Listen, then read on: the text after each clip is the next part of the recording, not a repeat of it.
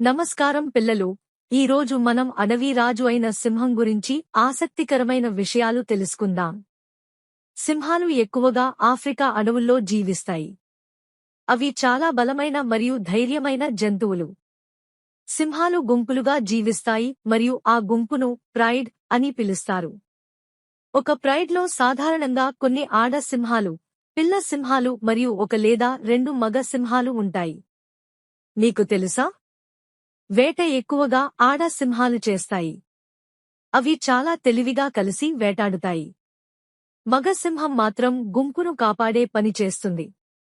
సింహాలు రోజులో 16 నుంచి 20 గంటలు విశ్రాంతి తీసుకుంటాయి.